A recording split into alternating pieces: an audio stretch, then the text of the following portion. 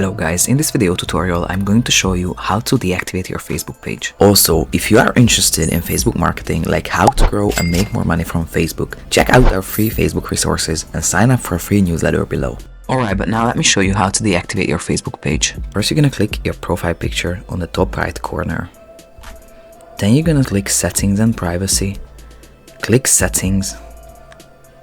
Scroll down to your information in the left sidebar and then click Access and Control. Then you can choose to deactivate your page or permanently delete your page. Now we are going to deactivate the page because we may need it later. So we're going to click Continue.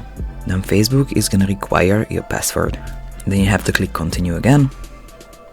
And then Facebook is going to ask you why you want to deactivate your Facebook page to collect data for their statistics. And then for almost all of the options, Facebook is gonna give you another option rather than deactivating the profile. For example, if I click "This is temporary, I'll be back," then Facebook tells me that I can just log out instead of deactivating the account. But now we want to deactivate, so we're gonna click Cancel and just click Deactivate and deactivate now.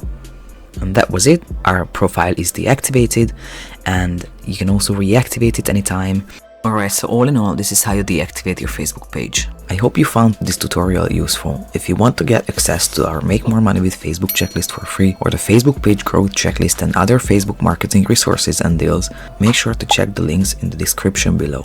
Also, we have a free weekly Facebook marketing newsletter that you can also sign up below. And last but not least, if this tutorial wasn't up to date, make sure to check the more detailed and updated tutorial blog post as well that you can also find in the video description below.